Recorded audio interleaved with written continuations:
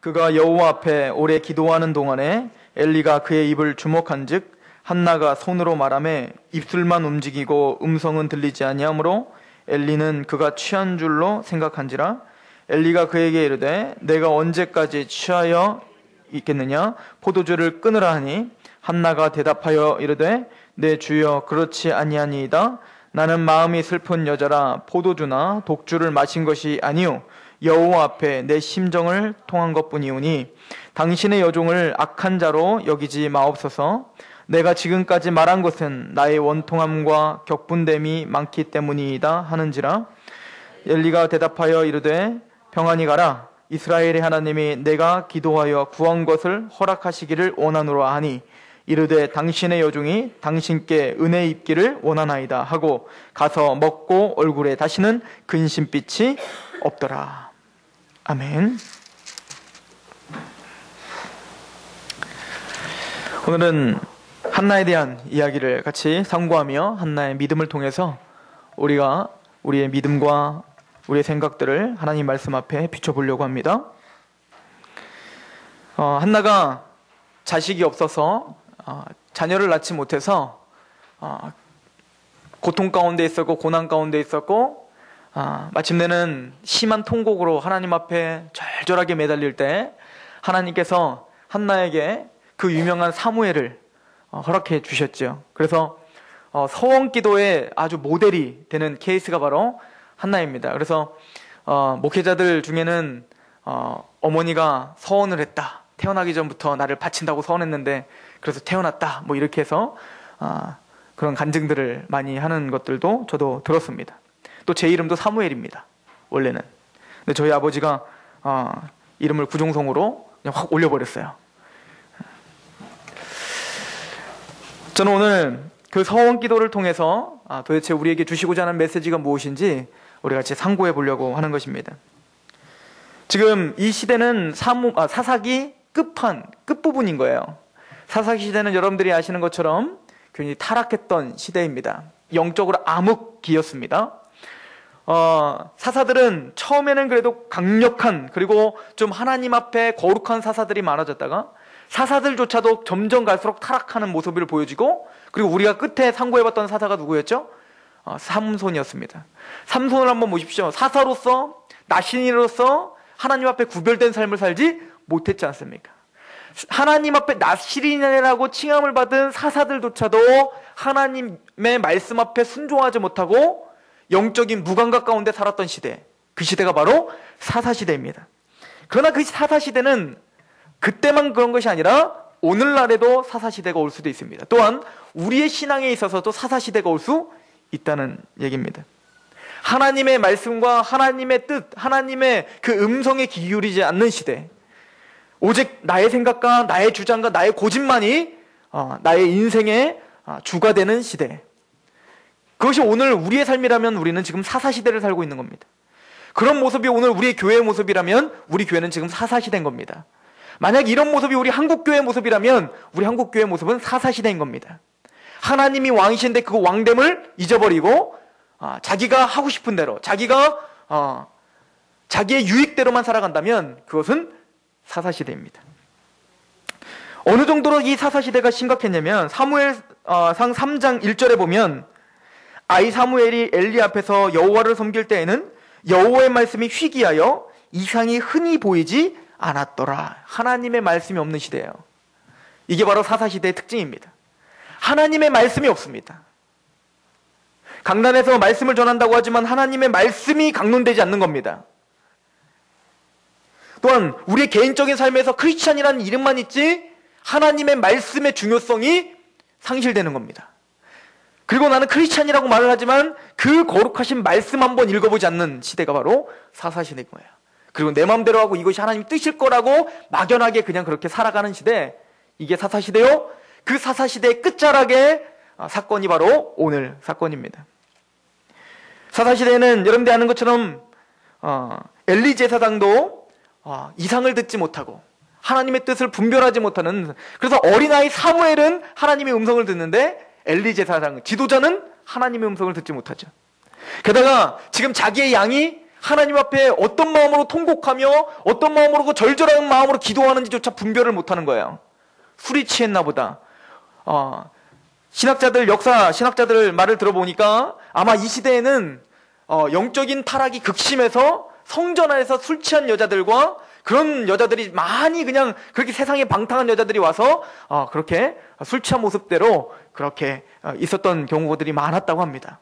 그래서 아마 이 엘리 제사장도 이게 술 취한 건지 정말로 뭐 기도하는 건지 이 분별력조차 없는 것입니다.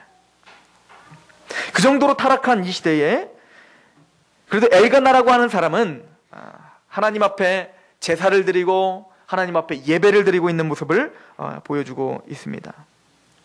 그런데 이 엘가나라고 하는 이 집안에 갈등이 생겼어요. 어떤 갈등이냐면 엘가나에게는 2명의 부인이 있었습니다. 분인나라고 하는 부인과 그리고 오늘 주인공 한나라고 하는 여인이 부인이 있었습니다. 그런데 분인나는 자녀를 많이 낳았고 잘 낳았고 한나는 자녀가 한 명도 없는 겁니다. 대신 또 반대로 분인나는 남편의 사랑을 받지 못했고 한나는 남편의 사랑을 받았어요. 꼭 이런 스토리가 많아요. 야곱에게도 마찬가지죠. 레아는 자녀를 잘 낳았는데 라헬은 자녀를 못 낳았죠. 근데 야곱은 누구를 사랑해요? 레아가 아니라 라헬을 사랑하고. 그런 가정 환경 속에서 갈등이 생기기 시작했습니다. 분인나는 자녀가 없는 한나를 무시했을 것입니다. 그 당시에는 자녀가 하나의 기업이고 자녀가 없으면 꼭 뭔 죄가 있는 것 같은 꼭 우리 조선시대에 자녀 못 낳는 아내는 쫓김당하는 것 같은 그보다 아마 더 극심한 상황이었을 것입니다. 그러니까 그 분인나는 끊임없이 막 경록해 하고 화나게 하고 비아냥거리고 그랬나 봅니다. 왜 그랬을까요? 남편이 한나를 사랑하는 것에 대해서 시기를 했겠죠.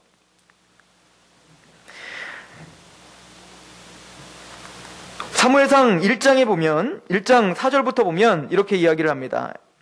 엘가나가 제사를 드리는 날에는 제물의 분깃을 그의 아내 분인나와 그의 모든 자녀에게 주고 한나에게는 갑절을 주니 이는 그를 사랑함이라. 그러나 여호와께서 그에게 임신하지 못하게 하시니.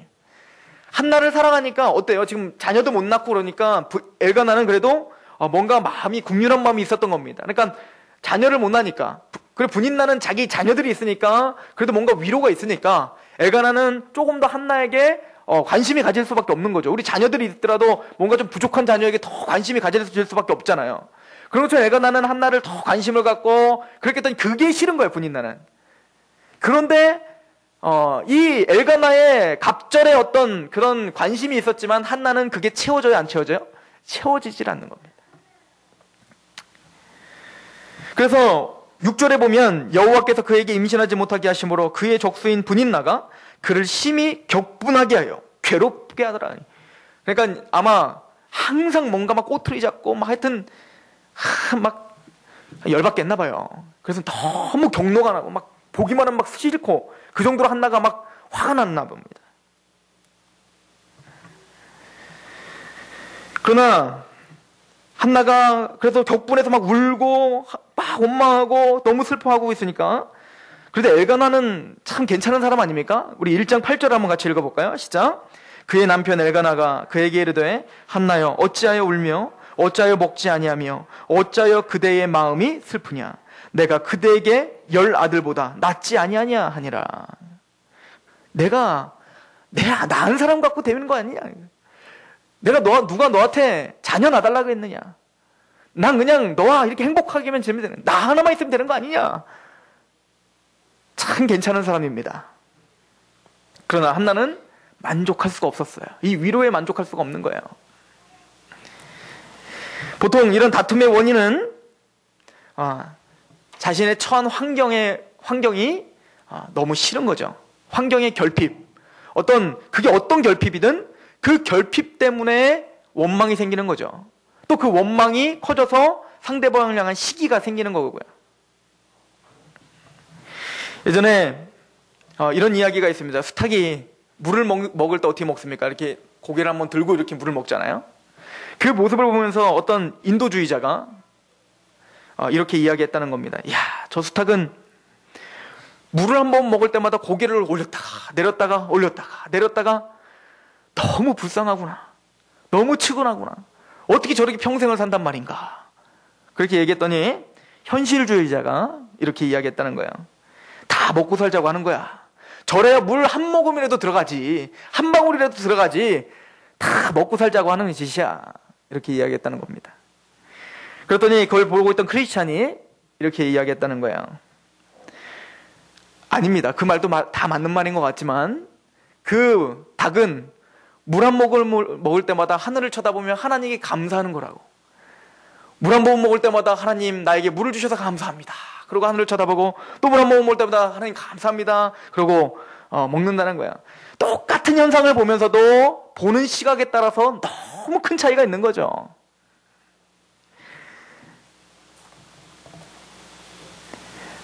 분인나에게는 남편의 사랑은 없었지만 자녀를 주셨습니다. 한나에게는 자녀는 없었지만 남편의 사랑을 주셨습니다.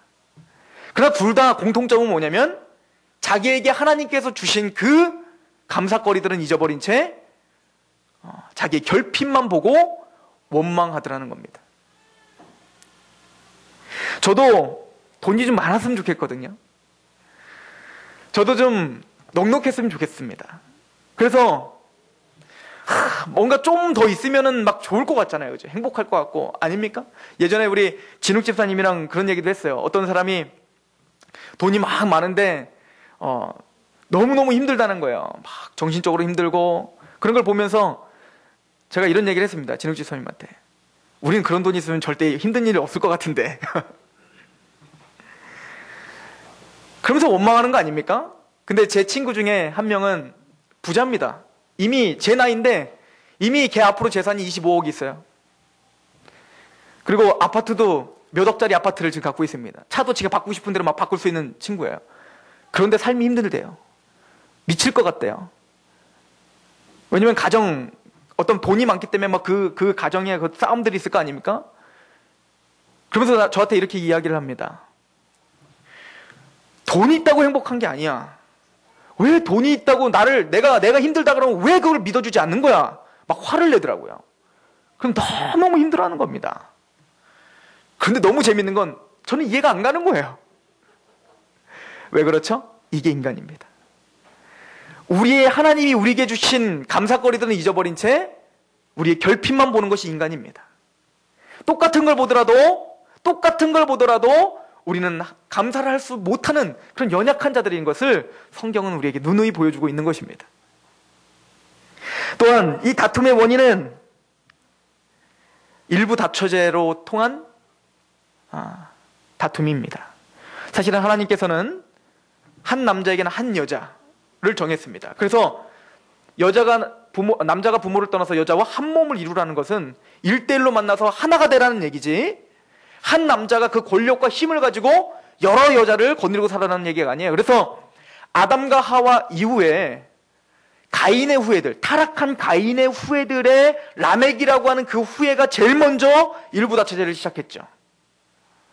그리고는 그 문화에 타협해서 이제 셈족이었던 아브라함이니 야곱이니 이삭이니 이 사람들도 다 뭐요? 일부 다처제를 시작한 겁니다. 야곱을 보십시오. 일부 다처제를 통해서 얼마나 고통을 당합니까? 맨날 라헬과 레아가 막 경쟁적으로 막 아들 낳으려고 막, 그래서 막 자기 종들 하인들까지 보내가지고 막 자녀를 낳으려고 막 경쟁하고 있지 않습니까? 그게 좋을 것 같습니까? 야곱이 얼마나 그거에 스트레스를 받았겠습니까? 사단은 항상 우리 인간을 꼬실 때, 유혹할 때 이렇게 유혹을 합니다. 아담과 하와에게 처음에 유혹할 때 이렇게 했죠? 이 선악과를 먹으면 죽는다고 했느냐? 하나님이 죽는다고 했느냐? 결단코 죽지 않을 것이다.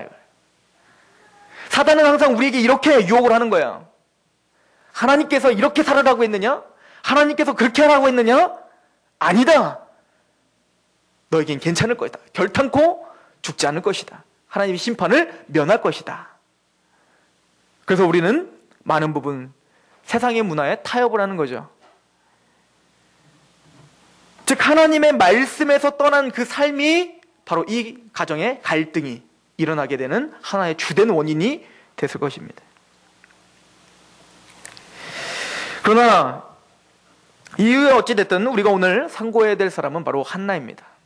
이런 갈등과 고통과 고난 속에서 오늘 내 자녀는 하나님 앞에 목사로 키우겠습니다라고 하는 성기도에 집중하는 것이 아니라 그것이 어떤 것이든, 또 지금 나는 자녀가 있지만 지금 자녀를 못 낳은 그 고통과 맞먹는 우리 안에 어떤 고통들이 있을 거 아닙니까? 모두가 다 고통이 있지 않습니까? 그 고통이 어떤 것이든 그 고통 속에서 한나가 어떻게 행동했는가, 어떤 신앙으로 지켰는가를 통해서 오늘 우리의 신앙을 점검해 보자 하는 것이지요. 한나는 자기의 이 고통을 하나님께서 주신 섭리라고 믿고 있었습니다. 우리 사무엘상 1장 5절을 한번 보십시오. 한나에게는 갑절을 주니 이는 그를 사랑함이라. 그러나 여호와께서 그에게 임신하지 못하게 하시니. 즉 한나를 임신하게 못한 것은 누가 하셨다는 거예요? 하나님께서 하셨습니다. 그렇다면 하나님께서 왜 한나에게 이런 고통을 주셨을까요? 우리는 이제 결론은 알고 있죠. 왜 우리가 한나가 고통을 받았죠? 사무엘이라고 하는 역사적으로 중요한, 하나님의 나라에 있어서 중요한 하나님의 사람을 태어나는 일에 한나를 쓰시기 위해 그러셨죠. 그렇다면은 그냥 한나에게 그냥 때가 돼서 그냥 딱 나와서 사무엘 태어나면 되지, 굳이 이렇게 고통을 주면서까지 인내하게 하셨죠? 그 일이 있은 후에 이것이 하나님의 역사고 하나님이 행하셨다는 것을 깨닫고 하나님의 은혜에 찬양하게 하기 위해서지요. 맞습니까? 이게 오늘 결론이지요. 마찬가지로 오늘 여러분들에게 고난이 있고 고통이 있는 것은 어떤 결론 때문에 하나님이 여러분들에게 고통과 고난을 주셨다는 얘기입니까? 모르겠습니다. 그러나 하나님께서 하나님께 영광을 돌리고 하나님께 그 은혜를 감사할 수밖에 없는 그 자리로 여러분들을 인도하시기 위함임을 우리는 확신합니다.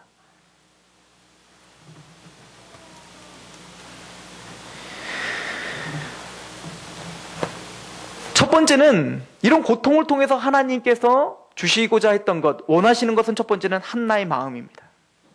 하나님 한나의 마음을 원했던 겁니다.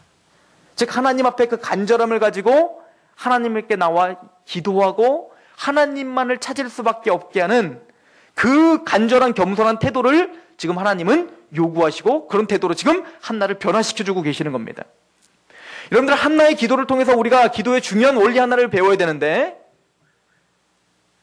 하나님의 뜻은 이미 정해졌죠. 한나를 통해서 사무엘이 날 거예요. 그러니까 지금 뭐예요? 잠깐 태문을 막아버린 겁니다, 하나님이. 그런데 지금 한나는 뭘 달라고 기도하고 있습니까? 하나님 앞에 자녀를 달라고 기도하고 있습니다. 하나님은 주실 거예요, 안 주실 거예요? 주실 거예요. 단지 잠깐 기다리고 있는 겁니다. 쳐다보고 있습니다. 언제까지 기다리고 있을까요? 저는 한나가 간절한 마음으로 하나님 앞에 매달릴 때까지 기다리고 계신다고 확신합니다. 기도의 응답이라는 것은 내가 원하는 것을 얻는 것이 기도의 응답이 중요점이 아니라 뭔가가 결핍이 돼서 그것을 위해서 하나님 앞에 전심을 가지고 정말 술 취한 여자처럼 보일 정도로 그렇게 간절한 마음으로 하나님께 매달릴 때 한나가 변화되는 겁니다. 한나가 하나님의 뜻 앞에 맞춰지는 거예요. 이게 기도에 중요한 원리가 있다는 얘기입니다.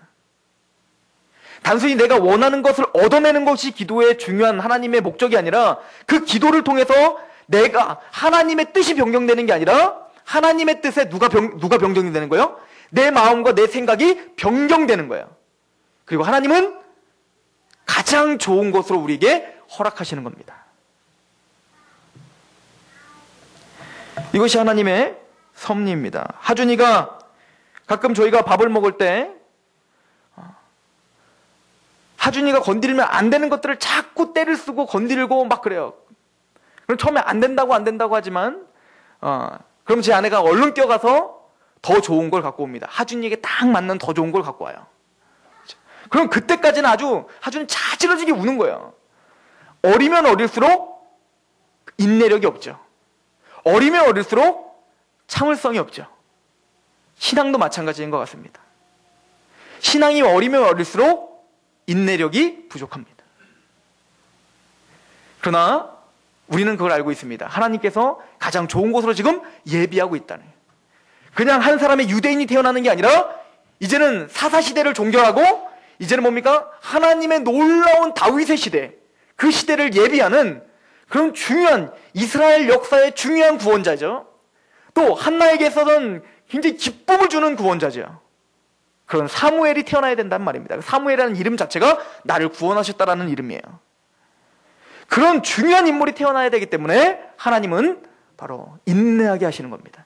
그리고 그 마음에 간절함이 있게 하시는 거죠.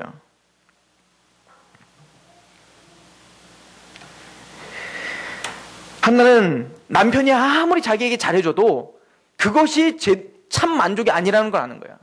하나님은 여러분들을 통해서 여러분들의 마음에 이 세상에 아무리 좋은 것들이라도 그것이 여러분들에게 참 만족이 될 수 없다는 것을 깨닫기를 원하십니다. 기도를 통해서 그거를, 기도하는 태도와 기도를 통해서 그것을 하나님이 여러분들에게 알려주실 것입니다. 그래서 기도하게끔 만드시는 거예요. 평생 우리가 기도 안 하니까, 그러니까 결핍을 자꾸 주시는 겁니다. 왜요? 그래야 우리가 무릎을 꿇으니까요. 그래야 하나님 앞에 절절하게 매달리니까요. 그래야 이 세상이 나에게 만족을 줄 수 없고 하나님만이 나에게 만족을 줄 수 있다고. 엘가나가 아무리 100명의 아들이 중요하냐, 내가 너에게 다 주지 않냐, 갑절로 내가 너에게 더 주고 선물도 더 해주고 내가 더 사랑해주고, 이것이 진짜 참 만족이 아니고 오직 하나님께서 주시는 뭔가 만족이 있어야 내가 참 만족이 있겠구나라고 그 결핍이 있어야 기도하기 때문에 그렇습니다. 그래서 인간적인 결핍은 축복입니다. 하나님을 만나게 되는 축복이라는 얘기예요. 그 감사를 누리시길 바랍니다. 한나는 이 고통 속에서 그래서 하나님 앞에 간절한 마음으로 나가기 시작합니다. 사무엘상 1장 10절에 보면 한나가 마음이 괴로워 여호와께 기도하고 통곡하며, 얼마나 괴로웠을까요? 암담한 이 현실 속에서 빠져나갈 구멍이 없어 보이는 이 현실 가운데 얼마나 암담했고 얼마나 힘이 들었겠습니까? 한나는 통곡을 했습니다.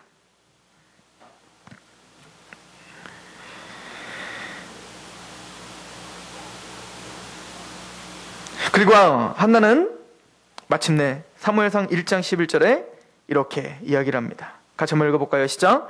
서원하여 이르되 만군의 여호와여, 만일 주의 여종의 고통을 돌아보시고 나를 기억하사 주의 여종을 잊지 아니하시고 주의 여종에게 아들을 주시면 내가 그의 평생에 그를 여호와께 드리고 삭도를 그의 머리에 대지 아니하시겠나이다. 하나님의 뜻에 맞춰졌습니다.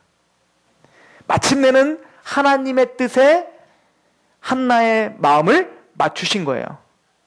이해가십니까? 이 결핍을 통해서 하나님께 나오게 하고, 그리고 전심으로 자기 아들을 하나님 앞에 바치겠습니다. 그것도 간절한 마음으로, 진지한 마음으로, 자발적으로. 그렇게 하지 않으면 안 될 만큼 마음이 너무나 공허하고 힘들었기 때문에 하나님이 지금 한나를 인도하고 계시는 겁니다. 하나님이 지금 한나의 마음을 섭리하고 계시는 것입니다. 즉 기도를 통해서 하나님의 뜻에 한나의 마음이 맞춰지고 변경됐습니다. 그리고는 엘가나는 남편이 줄 수 없었던 그 평강을 누구에서 찾냐면 바로 엘리 제사장에게서 찾아요. 엘리 제사장은 영적으로 분별력이 있어요, 없어요? 없었어요. 없는 제사장이지 않습니까? 그러니까 술 취했구나 그랬더니 한나가 화가 나가지고, 나는 술 취한 게 아닙니다. 나는 포도주와 독주에 그렇게 취한 여자, 그런 악한 여자를 보지 마십시오. 나는 그 하나님에 대한 그 간절함과 지금 나의 삶의 고통 때문에 지금 이렇게 울부짖고 있는 것입니다. 그때 엘리가 얼마나 미안했겠어요. 그래서 그걸 듣고 이렇게 선포를 해줍니다. 그게 오늘 본문 마지막입니다. 16절에 보면 당신의 요정을 악한 여자로 여기지 마옵소서. 내가 지금까지 말한 것은 나의 원통함과 격분됨이 많기 때문이다 하는지라 엘리가 대답하여 이르되 평안히 가라. 이스라엘의 하나님이 내가 기도하여 구한 것을 허락하시기를 원하노라 하니 이르되 당신의 요정이 당신께 은혜 있기를 원하나이다 하고 가서 먹고 얼굴에 다시는 근심빛이 없다. 그 분별이 없어 보이는 엘리 제사장의 한마디지만 그 말씀을 누구의 말씀으로 받아들인 거예요? 하나님의 말씀으로 받아들이고 그 다음부터 뭐예요? 얼굴빛이 어둡지 않는 거예요. 근심이 없더라. 철저히 믿었다는 겁니다. 하나님 앞에 마음이 맞춰지고 그리고 하나님의 뜻이 되니까 하나님이 그 마음에 뭘 주신 겁니까? 평강을 주신 겁니다.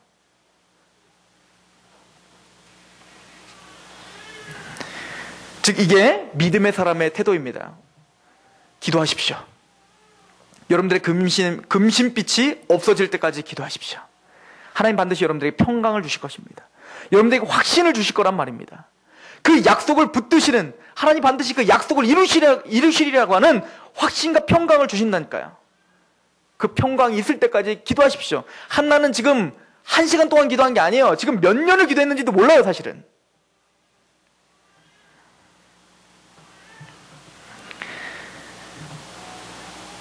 그 약속을 붙드는 신앙이 중요합니다. 그런데 그것은 기도를 통해서 옵니다. 기도로 약속을 붙잡으시기 바랍니다. 그리고는 한나가 지금 아들이 낳지도 않았죠? 근데 하나님 평강을 주셨죠? 하나님 마음에 맞아졌지 않습니까? 그리고는 사무엘을 바치겠다고 약속을 했습니다. 그 약속을 붙들고 바로 이 한나가 했던 행동이 무엇입니까? 우리 1장 19절을 같이 한번 읽어보겠습니다. 시작. 그들이 아침에 일찍 일어나 여호와 앞에 경배하고 돌아가 라마의 자기 집에 이르니라. 엘가나가 그의 아내 한나와 동침하여 여호와께서 그를 생각하신지라. 아직 상황은 바뀐 게 전혀 없는 겁니다. 그 상황에서 한나가 뭐 했죠? 하나님 앞에 찬양과 경배를 드립니다. 감사를 하나님께 올려드리는 거예요.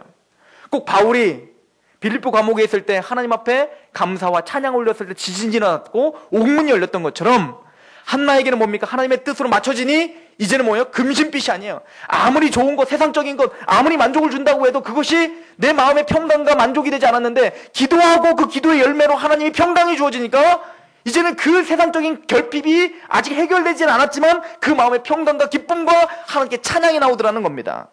예전에 솔맨이라고 하는 화가가 있습니다. 여러분들이 한번 인터넷에 솔맨의 예수님 초상화를 쳐보면 그분이 그렸던 초상화가 있을 거예요. 아마 집집마다 그 예수님의 초상화, 이 초상화를 붙인 집도 있을 겁니다. 근데 이 사람이 임파선에 결핵이 발견된 겁니다. 그리고는 의사가 당신은 이제 3개월밖에 못 삽니다. 이렇게 된 겁니다. 아내는 유명한 가수였답니다. 유명한 가수인데 임신을 하고 있는 상태였어요. 그리고 얼마나 미안하겠습니까? 아내에게 미안하고 지금 뱃속에 있는 그 자녀에게 미안하고 너무 괴로운 겁니다. 자기가 죽는 건 죽는 거지만 자기가 죽을 때 이 아내와 남겨질 이 자녀를 생각하니까 너무너무 참을 수 없게 원망이 나오고 3개월밖에 안 남았는데 3개월이면 너무 짧은 거 아닙니까? 왜 3개월밖에 안 남았는지 너무너무 슬퍼서 어찌 몸둘 바를 모르고 있을 때 그 아내가 이렇게 이야기했다고 합니다. 우리 원망하지 맙시다. 3개월밖에 아니라 하나님이 값진 3개월을 주셨지 않습니까? 3개월이나 주셨잖아요. 우리 그 3개월 동안 정말 의미 있게 정말 감사하며 하나님께 그렇게 한번 보내봅시다. 그런데 그 3개월 동안 하나님 앞에 기도하고 감사하고 찬양하고 그리고 정말 자기 맡은 일에 죽을 날이 얼마 남았는데 정말 최선을 다해서 하나님의 사명이라 생각하고 그냥 그 일을 열심히 행복하게 했답니다. 그리고 그 아내와 그렇게 만나며 그렇게 감사하며 그렇게 살았다고 합니다. 근데 그 병이 난 거예요. 깨끗하게. 그래서 그 사람이 솔맨이라는 사람이 초상화를 그렸습니다. 예수님의 초상화. 보통 우리가 예수님의 초상화를 그리면 고난의 주님 그리고 뭔가 인자하고 자비롭고 그런 얼굴이 그리지 않습니까? 근데 이분의 초상화의 특징은 바로 지도력과 강인함이 강한 얼굴을 그렸어요. 즉 그분은 지도력이 있고 강인하게 우리를 인도하시고 우리의 삶을 드라이빙 하시는, 우리의 삶을 섭리하시는 그런 지도자이시다. 이게 그의 삶으로 고백드려진 고백입니다. 고통 중에 기도로 나가시기 바랍니다. 그리고 우리 한번 찬양해 봅시다. 감사해 봅시다. 하나님 앞에 나에게 주어진 3개월밖에 아닌 3개월이나로 우리의 시각을 한번 바꿔봅시다. 지금 결핍인 것처럼 보이는 그 사건을 통해서 하나님이 우리에게 이런 은혜를 주셨구나. 이것 때문에 나에게 이렇게 큰 은혜가 있구나. 이것 때문에 하나님이 나에게 이런 나의 마음을 주셨구나. 이렇게 한번 생각해보고 하나님께 찬양해 봅시다. 반드시 기적이 일어날 줄로 믿습니다. 반드시 거기에 하나님이 역사하실 줄로 믿습니다. 이것이 한나를 통해서 저에게 주신 메시지인 거예요. 오늘 여러분들에게 주시는 메시지인 줄 믿습니다. 여러분들, 하나님은 한나의 마음을 겸손하게 해주신 거예요. 겸손하게 하나님만 의지할 수밖에 없게 만드신 겁니다. 그게 결핍의 의미라고 했습니다. 여러분들, 다니엘서 이런 말씀이 있어요. 다니엘서 같이 찾아보실래요? 다니엘서 10장?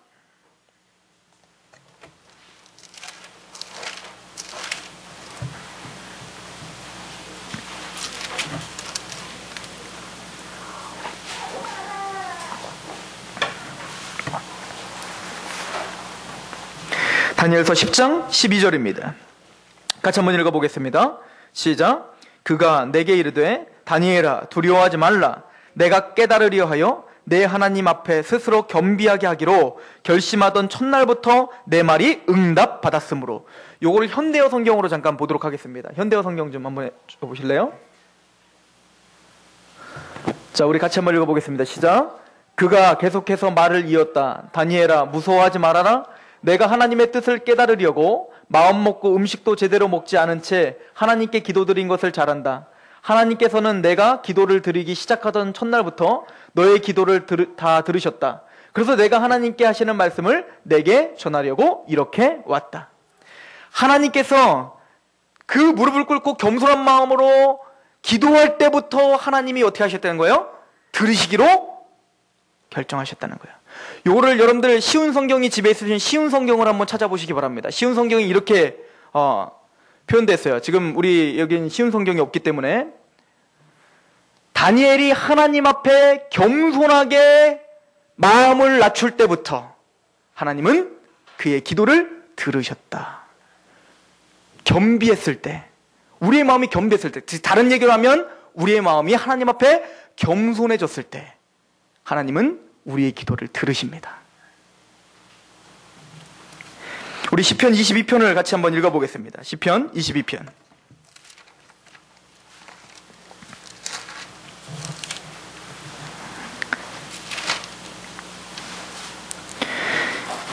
시편 22편 24절부터 보겠습니다. 그는 곤고한 자의 곤고를 멸시하거나 싫어하지 아니하시며 그의 얼굴을 그에게서 숨기지 아니하시고 그가 울부짖을 때에 들으셨도다. 큰 회중 가운데서 나의 찬송은 주께로부터 온 것이니 주를 경외하는 자 앞에서 나의 소원을 갚으리라. 겸손한 자는 먹고 배부를 것이며 여호와를 찾는 그를 찬송할 것이라.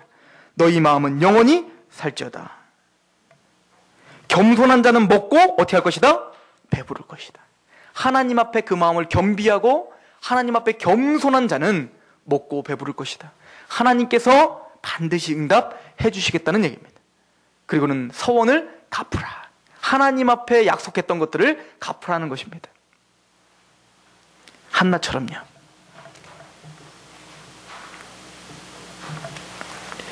욥기 23장 10절에는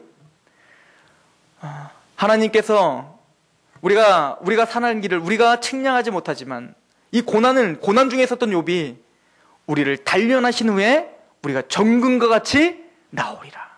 하나님이 이 고통과 이 고난 속에서 여러분들을 정금과 같이 여러분들 지금 빚고 계시는 것입니다.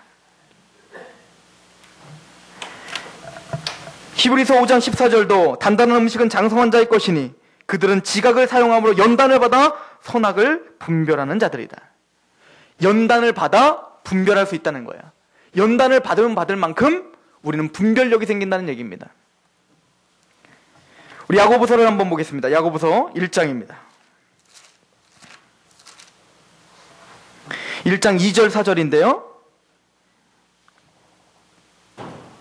같이 한번 읽어봅니다. 시작. 내 형제들아 너희가 여러 가지 시험을 당하거든 온전히 기쁘게 여기라. 이는 너희의 믿음의 시련이 인내를 만들어내는 줄 너희가 알미라. 자 보십시오. 어떤 시련이 닥치고 시험이 닥쳤습니까? 그때 뭘 가지라는 거예요? 온전히 기쁘게 여기라는 거예요. 그러면 너희 마음의 믿음의 시련이 그 시련을 믿음으로 이겨내면 우리 안에 뭐가 생긴다는 겁니까? 인내가 생긴다는 거예요. 인내. 이건 누가 만들어내는 겁니까? 하나님께서 만들어내 주신다는 거예요. 그래서 고난을 겪은 사람이면 겪은 사람일수록 더 단단합니다. 왜 우리 장로님은 강인한데 요즘 아이들은 강인하지가 않죠? 고난이 없기 때문에 그렇죠. 어떤 유명한 학자가 이제 어떤 논문을 발표하고 굉장히 칭송을 받고 이제 그 논문을 받은 사람으로서 그렇게 세계적인 석학이 돼서 이제 뭐 할까 관심이 가지 않을 겁니까? 그래서 기자가 물어본 겁니다. 당신은 이제 앞으로 어떻게 살 겁니까? 그러더니 이렇게 얘기했다는 겁니다. 나는 과외를 할 겁니다. 아니 그런 엄청난 연구를 하고 석학이 단지 과외를 하시겠다고요? 네, 저는 가정교사를 하고 싶습니다. 그럼 어떤 부류를 가정교사 하고 싶습니까? 그 지식을 갖고 봉사하고 싶으셔서 그럽니까? 빈민촌에 들어가서 돈이 없고 가난하고 고통 가운데 있는 사람들을 좀 고쳐서 당신과 같이 훌륭한 사람으로 인재로 키우기 위한 그런 훌륭한 생각을 하시는 겁니까? 아니요. 저는 부자들에게만 찾아갈 것입니다. 저는 부유한 아이들에게 가서 가정교사가 되고 싶습니다. 사람들이 다 뒤집어진 거예요. 아니 어떻게 당신 같은 사람이 그런 생각을 할 수 있단 말입니까? 그런데 그 사람이 이렇게 이야기합니다. 가난과 고통 가운데 있는 아이들은 내가 가르쳐주고 싶은 걸 이미 다 배웠습니다. 그러나 부유한 아이들은, 고난을 모르는 아이들은 내가 가르쳐줘야 될 것들이 너무 많습니다. 하나님은 그 여러 가지 고난을 통해서 여러분들 단단하게 만드십니다. 인내를 만들어낸다는 거예요. 그리고는 4절에 이렇게 말합니다. 인내를 온전히 이루라. 이 얘기는 뭐냐면 이걸 직역을 하면 인내가 너희를 온전케 하라 이 얘기예요. 즉 우리 안에 하나님이 만들어 놓은 그 인내가, 고난을 통해서 만들어진 그 단단한 인내가 여러분들을 온전하게 만들어 주겠다는 겁니다. 믿으십니까? 하나님은 오늘 여러분들을 빚고 계십니다. 단지 우리가 해야 될 건 뭡니까? 간절한 마음으로, 겸손한 마음으로 하나님 앞에 오늘 무릎 꿇는 일입니다. 한나가 그 일을 한 것입니다.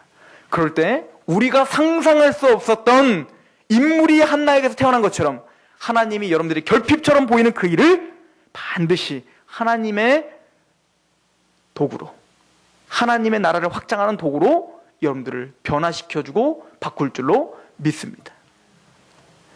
여러분들, 제가 여기서 진주조개 이야기를 했던 것 같습니다. 진주조개가 진주를 만드는 과정을 여러분들 아시죠? 모래나 조그만 자갈이 진주에게로 이물질이 들어가는 거예요. 그러면은 진주는 너무너무 아플 거 아닙니까? 너무너무 상처가 나니까 아프잖아요? 근데 그 상처난 대로 그냥 가만히 있으면 그 진주조개는 그 돌과 함께 상처난 데에서 상처가 계속 확장되면서 썩어서 죽게 됩니다. 그런데 그 진주조개가 아픈데 그 아픔을 견디고 진주조개가 계속 물질을 묻히는 거예요. 거기다가 계속 움직이는 겁니다. 그래서 그 이물질에 계속 뭔가를 묻히면 그것이 나중에 진주가 되는 것입니다. 하나님은 여러분들의 그 결핍을 진주로 만드실 것입니다. 하나님 앞에 나가서 겸허하게 기도하시는 저 여러분이 되기를 소망합니다. 기도하겠습니다. 하나님, 한나에게 누구도 이해할 수 없는 그 고통과 결핍이 있었습니다. 그러나 그 결핍을 하나님 앞에 가지고 나와 그 고통을 하나님 앞에 올려드리고 하나님 앞에 절실하게 겸손하게 기도할 때 그 결핍이 나중에는 진주와 같은 사무엘이 열매를 맺은 것처럼 우리 인생에도 아버지여 그 상처와 그 결핍이 나중에는 진주와 같은 열매를 맺을 수 있도록 우리가 믿음으로 반응할 수 있도록 인도하여 주시옵소서. 오늘도 기도하며 하나님 앞에 겸손하게 이 일들을 올려드리며 나갈 수 있는 하나님의 사람들이 될 수 있도록 인도하여 주시옵소서. 우리에게 승리의 삶, 능력의 삶을 허락하신 하나님을 찬양하며 예수 그리스도의 이름으로 감사하며 기도합나이다. 아멘.